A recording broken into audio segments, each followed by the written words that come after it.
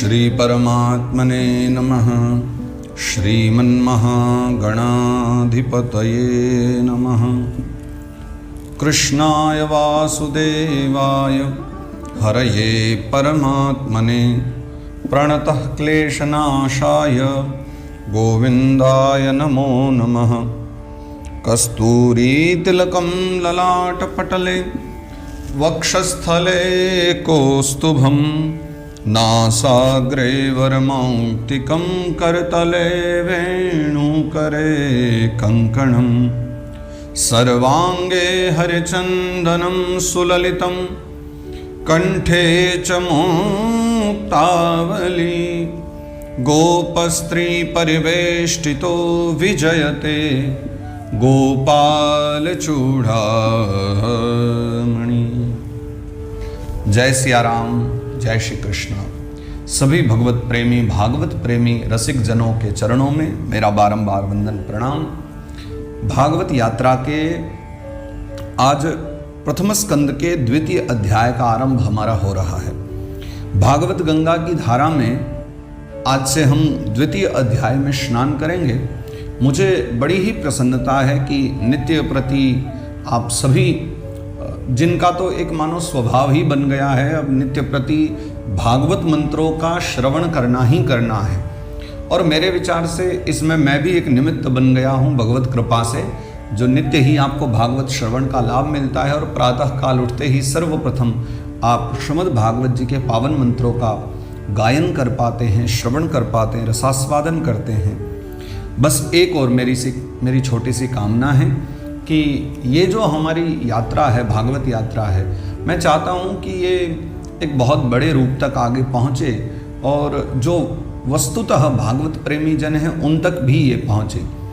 अभी ये कुछ ऐसी व्यवस्था है कि अभी तो अनेक लोग इसको सुन पा रहे हैं, पर धीरे धीरे ये और आगे तक पहुँचे और जो वास्तविकता में भागवत जी से बड़ा प्रेम करने वाले हैं, मेरी इच्छा है कि आप इस प्रसंग को, इन कथा गंगा की धारा को वहाँ तक भी पहुँचाएं, जिन जिन को आप जानते हैं वहाँ तक प्रचारित करें। बस यही एक भावना लेकर के, ताकि हमारी भागवत गंगा, भागवत ज्ञान यात्रा बहुत दूर तक यात्रा कर पाए, ये मेरी इच्छा है। तो आओ प्रथम स्कंद के द्वितीय अध्याय का आज आरंभ करते हैं।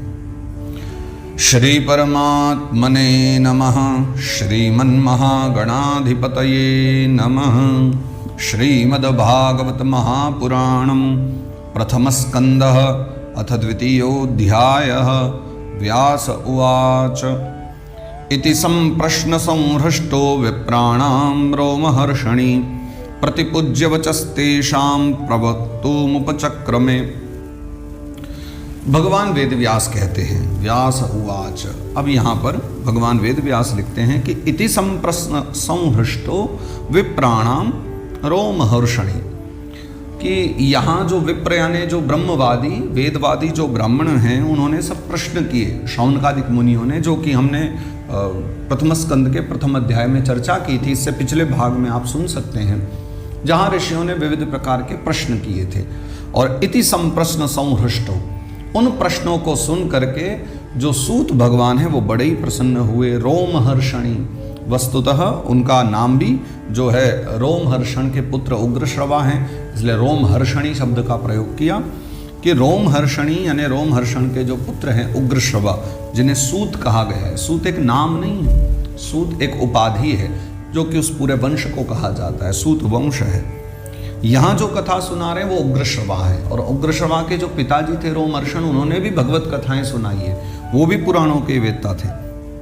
तो उग्रश्रवा जी को बड़ा आनंद हुआ सूत भगवान को, और प्रतिपूज्य वचस्तेषां, फिर उन्होंने उनका सम्मान किया सब ऋषि मुनि जनों का, और सम्मान करके अभिवादन करके वचस्तेषां प्रवक्तुमुख चक्र में फिर उन्होंने कहना आरंभ किया। फिर सूत बाबा कह रहे हैं, सूत उवाच यं प्रव्रजन्तमनुपेतमपेतकृत्यं द्वैपायनो विरह कातर आजुहाव पुत्रेति तन्मयतया तरवोभिनेदुस्तं सर्वभूतहृदयं मुनिमानतोऽस्मि। यम प्रव्रजन्तमनुपेत अपेत कृत्यम। सूत भगवान ऋषियों को समझा रहे हैं कि पूर्व काल में एक समय ऐसा था जब शुकदेव बाबा का जन्म हुआ, शुकदेव बाबा का प्रागट्य हुआ और वो यज्ञोपवीत आदि संस्कार भी नहीं हुए थे, है ना। अनुपेत अपेत कर्तव्य, उस समय वो अनुपेत ही थे, अर्थात उपवीत संस्कार आदि भी उनका नहीं हुआ था। और ऐसे समय में ही वो घर का त्याग करके चल पड़े। तो जैसे ही वो चल पड़े, उग्रश्रवा कहते हैं, सूत भगवान ऋषियों से कहते हैं कि पीछे पीछे वेदव्यास जी भी दौड़ पड़े। आश्चर्य देखिए, पुराणों के वक्ता इतने ज्ञानवान, वेदों का जिन्होंने विभाग किया है, वो भी पुत्र के मोह में ऐसे पड़ गए हैं कि पुत्र के मोह में पड़ करके पीछे पीछे भाग रहे हैं पुत्र के, हा पुत्र, ऐसा करते हुए द्वैपायनो विरह कातर आजुआव। द्वैपायन भगवान वेद व्यास विरह में कातर होकर के आजुआव, उनको बुला रहे पुत्र को कि ठहर जाओ बेटा, ठहर जाओ, मत जाओ वन में, अभी तो तुम्हारे उपनयन संस्कार आदि भी नहीं हुए। और पुत्र इति, पुत्र कहते हुए चले जा रहे थे। तो तन्मयतया तरवो भिने, दोस्तों उनकी तन्मयता को जान करके कि वेदव्यास जी भी कैसे एकदम डूब गए हैं पुत्र विरह में, पुत्र की ममता में। तो उस समय जो है शुकदेव जी तो कुछ नहीं बोले, पर शुकदेव जी की ओर से वृक्षों ने उत्तर दिया। क्या कहते हैं कि सर्वभूत हृदय मुनिमानतोस्मि, हम सर्वभूत हृदय जो समस्त जीवधारियों के हृदय में वास करते हैं, यानी साक्षात भगवान नारायण, ये उन्हीं का तो रूप है शुकदेव बाबा। ऐसे शुकदेव मुनि को मुनिमानतोस्मि, इनको हम प्रणाम करते हैं। और ये सुनते ही ये भी जान गए, वेदव्यास भगवान भी जान गए कि जो वृक्ष भी मेरे पुत्र का इस प्रकार से स्वागत कर रहे हैं, मेरा पुत्र कोई सहज नहीं है, कोई सामान्य नहीं है। और वेदव्यास जी वहाँ से विदा हो गए। अब आगे बढ़ने से पहले मैं आपको यहाँ एक गूढ़ रहस्य और बता देता हूँ। देखो, कथाओं में भले ही हम चर्चा न करें, लेकिन आप मूल भागवत जी की चर्चा को सुन रहे हैं, इसलिए मेरा धर्म बनता है कि मध्य में जहाँ जो विशेष बातें हैं वो मैं आपको बतलाऊँ, क्योंकि अभी हमें 9वें स्कंद तक जाने में बहुत समय लगेगा। और 9वें स्कंद में जा करके जब हम सूर्यवंश और चंद्रवंश का वर्णन करेंगे, वहाँ इस कथा का एक रहस्य खुला है जो मैं आज आपको यहीं बतला देता हूँ। वेद व्यास जी जब वापस जा रहे थे, ये भागवत जी में ही 9वें स्कंद में चर्चा है। जब वेद व्यास जी वापस जाने लगे तो शुकदेव बाबा के मन में भी ये बात आई कि मेरे पिता जो कह रहे हैं बात तो सत्य है, अगर मैं उनका पुत्र, उनका धर्म नहीं निभाऊंगा तो हमारा वंश आगे कैसे बढ़ेगा। इसलिए जाते समय शुकदेव जी तो वन को ही गए, लेकिन जाते जाते शुकदेव जी ने अपने शरीर के द्वारा एक छाया को प्रकट किया, जिसका नाम हुआ छायाशुक। और वही जो छायाशुक है, वही वेद व्यास जी के साथ साथ उनकी कुटिया में चले गए। आगे उसका जो है कृतवी के साथ विवाह हुआ, जिनके ब्रह्मदत्त आदि पुत्र हुए। तो इस प्रकार से शुकदेव बाबा का विवाह भी हुआ है। लेकिन कभी कभी समाज में यूँ कह देना शुकदेव जी विवाहित थे, ये बहुत अपराध है। शुकदेव बाबा परमहंस थे, योगी थे, महायोगी थे, उनके विषय में ऐसा कहना बिल्कुल गलत है। लेकिन वो जो स्वरूप है उनका, वो छायाशुक है, जिसने विवाह भी किया, जिसके संतानोत्पत्ति भी हुई और जिसका पूरा एक जीवन की चर्चा आगे हम देखने को मिलती। संक्षिप्त भावना से ही है, लेकिन वो सत्य बात है। इसलिए कभी ऐसे समाज में चर्चा भी करें तो उसको बड़ी बुद्धिमत्ता के साथ, विवेक के साथ वर्णन करना चाहिए। यस्वानुभावमखिल श्रुति सारमेक मध्यात्मदीप मतिति तीर्षतां तमोन्धम संसारिणां करुणया पुराण गुह्यम तम व्याससूनुमुपयामि गुरुं मुनीनां। देखिए, जैसा कि हमने भी चर्चा करी, भागवत जी में बहुत सारे गोपनीय विषय भी हैं। तो यहाँ भी कहते हैं संसारिणां करुणया पुराण गुह्यम। ये जो पुराण है ये अत्यंत गोपनीय और रहस्यात्मक ग्रंथ है श्रीमद्भागवत जी, इसमें बहुत कुछ ऐसा ही है। और यस्वानुभाव मखिल श्रुति सारमेक, देखो जितने भी वेद शास्त्र आदि हैं सबका ये सार भी है। और अखिल ब्रह्मांड का जो कुछ भी है सबका सार इसमें है। अध्यात्म दीप मति तीर्षताम तमोन्धम। एक विशेष बात और है, जो लोग अज्ञान अंधकार से पार होना चाहते हैं, जो अज्ञान अंधकार में पड़े हुए हैं, उनके लिए अध्यात्म दीप, ये जो श्रीमद् भागवत जी हैं वो भगवत रस का एक दीपक है, भगवत ज्ञान का, भगवत अनुभव का एक दीपक है। और उस दीपक के द्वारा वो प्रकाशित होते रहते हैं। तो उस अज्ञान अंधकार को मिटाने के लिए भगवत स्वरूप, भगवत कथाओं का, भगवत नाम का जो दीपक है वो उस अज्ञान अंधकार को मिटाने वाला है। ऐसी इसकी महिमा है। और संसारिणाम करुणया पुराण गुह्यम, तो इस संसार के पर करुणा करके उनके कल्याण के लिए इस गुह्य गोपनीय पुराण को भगवान वेद व्यास ने गाया। उन्होंने कहा, उन्होंने बड़ी कृपा करके इसको कहा है। तो तम व्यास सोनुम पयामि गुरुम मुनि नाम, तो उन वेद व्यास जी के जो पुत्र हैं श्री सुखदेव बाबा, ऐसे सुखदेव बाबा को हम प्रणाम करते हैं, नमन करते हैं, वंदन करते हैं, हम उनकी शरण ग्रहण करते हैं। नारायणं नमस्कृत्य नरं चैव नरोत्तमं देवीं सरस्वतीं व्यासं ततो जयमुदीरयेत्। नारायणं नमस्कृत्य, भगवान नारायण को, और नरम चैव नरोत्तमम, और नरोत्तम भगवान नर, यानी नर और नारायण भगवान का स्वरूप है ना, जो बद्रिकानाथ में विराजते हैं, बद्रिकाश्रम में। तो बद्रीनाथ में विराजने वाले भगवान नर नारायण को नमस्कार करके, देवीं सरस्वती, माँ भगवती शारदा को, सरस्वती माता को प्रणाम कर, और व्यासम, भगवान वेद व्यास को प्रणाम करके, ततो जयमुदीरये, तब इस ग्रंथ का शुभारंभ करना चाहिए। मुनयः साधु पृष्टोहम भवद्भिर्लोक मंगलम यत्कृतः कृष्ण संप्रश्नो येनात्मा सुप्रसीदति। सूत भगवान अब ऋषियों से कह रहे हैं कि मुनयः साधु पृष्टोहम, हे मुनिजनों, आपने जो प्रश्न किया है वो बहुत साधुवाद देने योग्य है, बहुत उत्तम प्रश्न किया है, क्योंकि भवद्भिर्लोक मंगलम, वो पूरे संसार के लिए, लोक के लिए मंगल करने वाला है। और यत्कृतः कृष्ण संप्रश्नो, देखो आपने जो कुछ भी किया है ना, वो भगवान श्री कृष्ण के संबंध में है, भगवान श्री कृष्ण के विषय में है।